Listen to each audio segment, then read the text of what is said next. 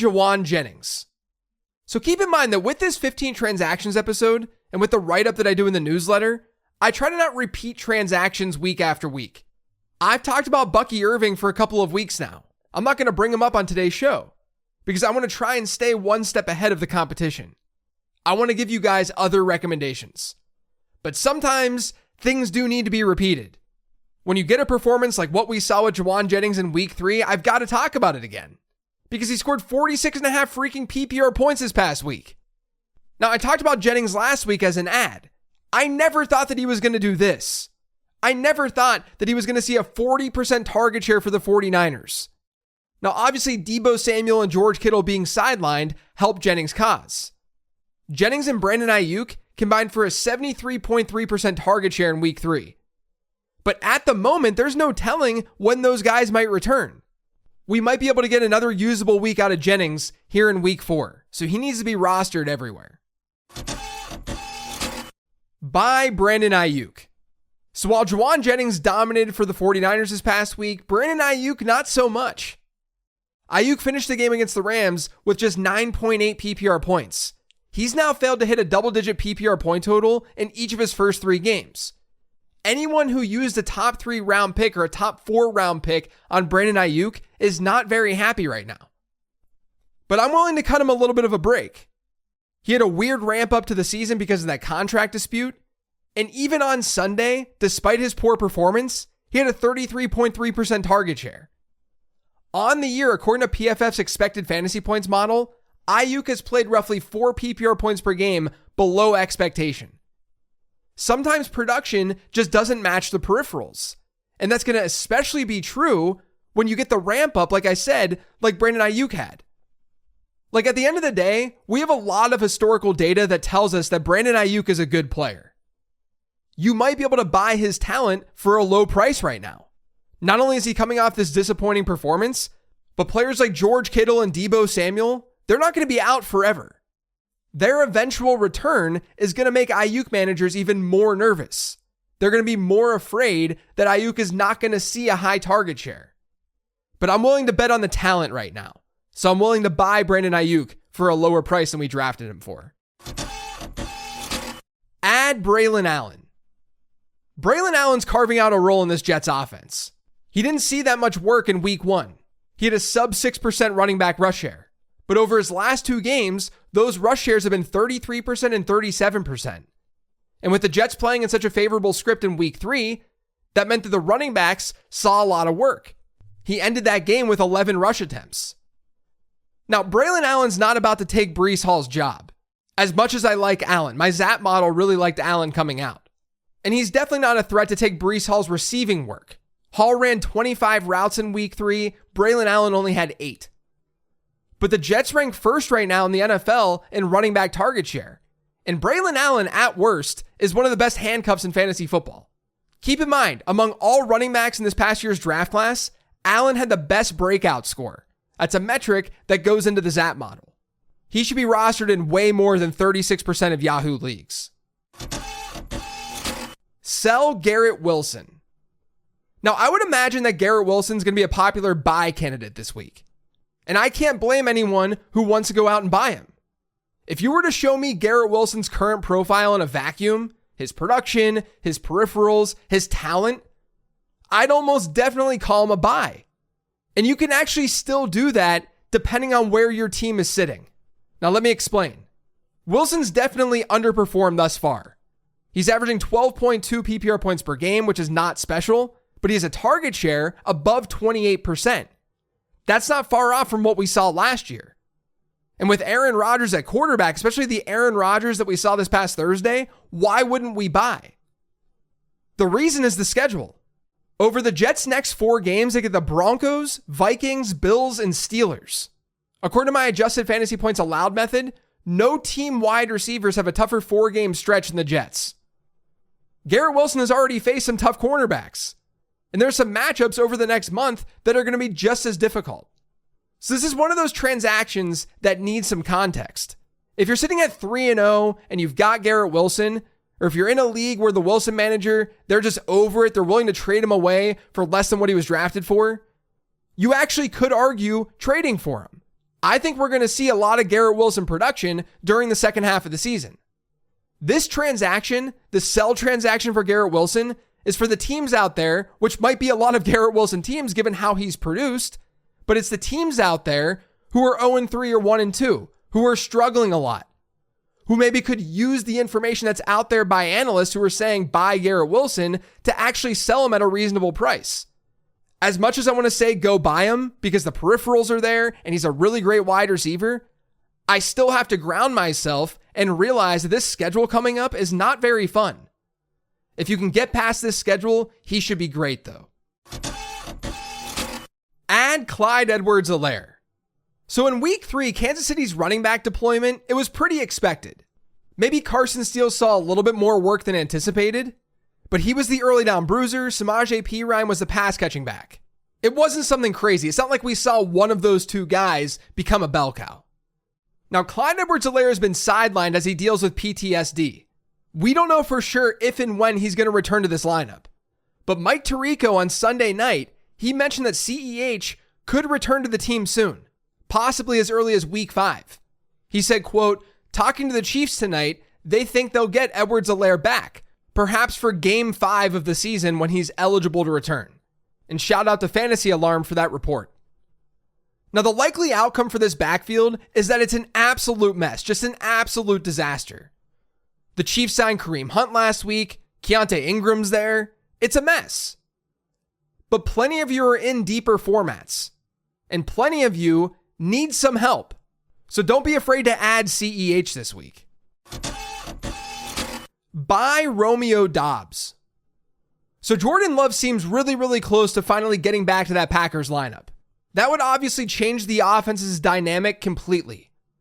Over their last 2 games, Green Bay has had drop back over expected rates, according to Fantasy Life, of minus 25% and minus 12%. They were plus 3% in week 1, because in week 1, they had Jordan Love. Now, everyone is going to be rightfully excited about Jayden Reed when Jordan Love returns. But don't sleep on Romeo Doubs either.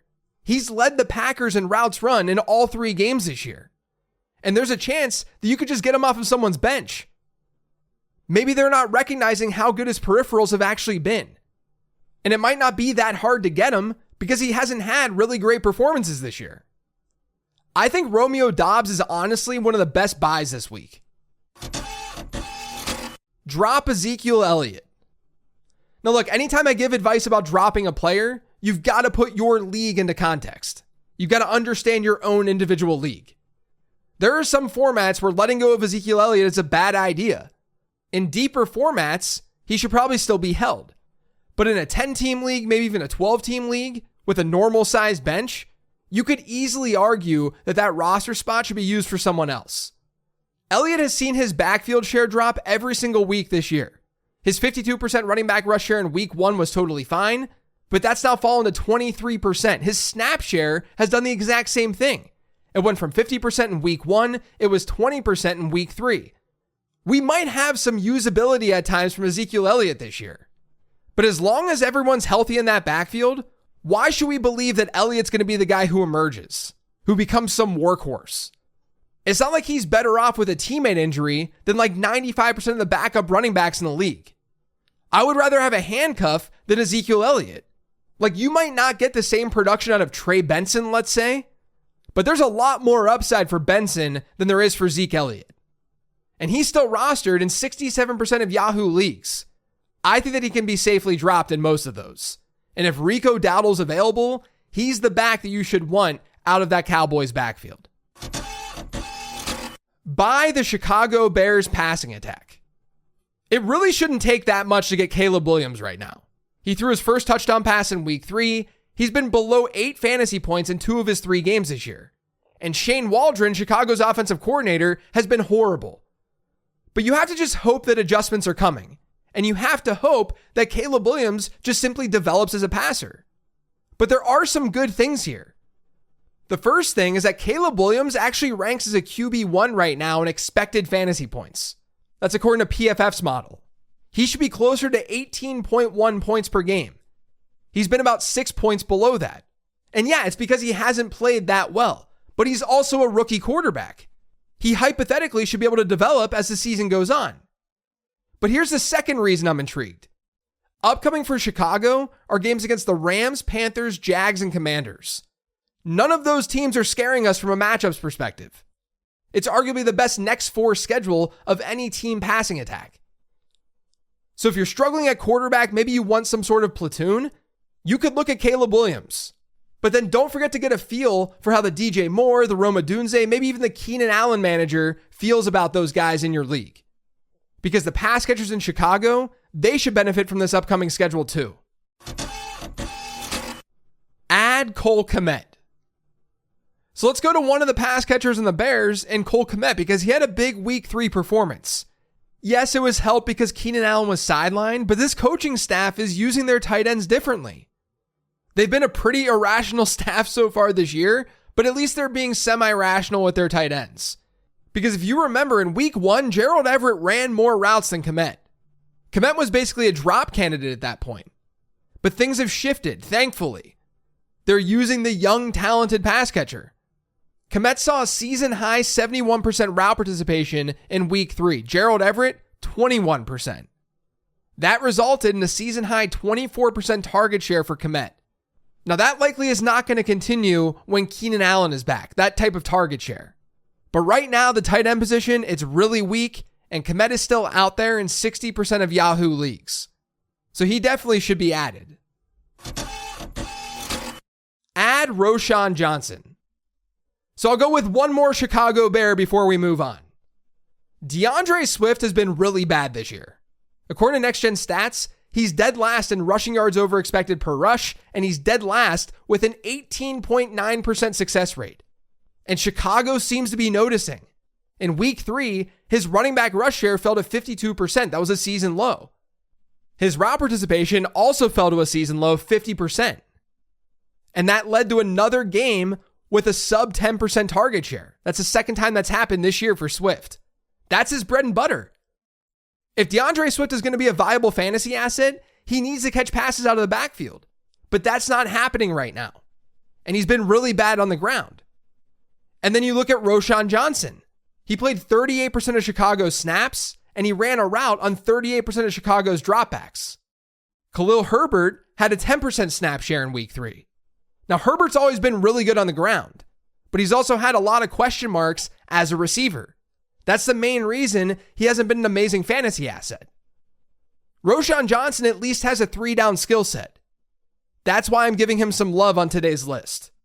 There's a chance that this was the start for a major shift in the Bears' backfield. Buy Mike Evans. So this Buccaneers offense so far this year has been the Chris Godwin show. Godwin scored in every game, and he has 10 more targets than teammate Mike Evans. Evans has now had back-to-back bad games. He had 7.2 PPR points in week 2, and he caught just 2 passes for 17 yards in week 3. But now is not the time to panic. Evans still had a 32% target share in week 2. In week 3, he saw shutdown corner Patrick Surtain. Evans lined up against Surtain on 24 of 32 coverage snaps. Surtain is one of the best corners in the league. Now, Godwin's a legit asset to have this season, but we should expect these 2 wide receivers to meet in the middle a little bit more moving forward. Add Darnell Mooney. Look, it's clear at this point that Darnell Mooney has a real role in this Falcons offense. And it's not that surprising because they don't have that much depth at pass catcher. But Mooney has had a really solid last couple of weeks. He had target shares of 24% and 30% over those 2 games. Atlanta's tried their best to establish the run. They've had a pass rate over expected below 0 in each of their first 3 games, but even still, a 24% target share, a 30% target share for a relatively talented player, that shouldn't be sitting on the waiver wire. Buy Rashid Shaheed. So after such a good start to the season, Rashid Shaheed fell back to earth in week 3. He scored 0 fantasy points. And a lot of people are already pointing to the fact that this is just what Rashid Shaheed is. He's a deep threat. He either connects with a deep bomb or he doesn't. And when he doesn't, he is absolute toast in fantasy football. Now that's true to some extent, but this is not the same Rashid Shaheed as what we saw in 2022 and 2023. Despite the game that he had in week 3, he still hit a 21.7% target share. He's now been over a 20% target share in every game this year. He hit that mark just twice last season. And his 51% air yard share this past week, that was actually a season high. He just couldn't convert. Only 20% of his targets were catchable. That's according to PFF. Now, the Saints don't have the easiest short-term schedule according to adjusted fantasy points allowed. But from now through the end of the year, they have a top 5 schedule for wide receivers. So see if you can trade for Rashid Shaheed because his role is a lot bigger than it was last year and the year before that. Add Sam Darnold. Sam Darnold is the only quarterback in the NFL this year to have multiple touchdowns in every game played.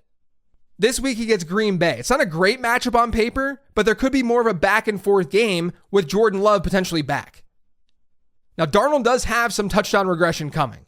His touchdown rate is currently 10.3%. But he's in a good system. He's got an alpha wide receiver. And keep in mind, Darnold's doing all of this without TJ Hawkinson and without Jordan Addison. So he's not a bad play this week, but he also has long-term value. And if you need another quarterback streamer, if he's out there, look at Geno Smith. He's in a good spot this week against the Lions. Add the Las Vegas Raiders defense.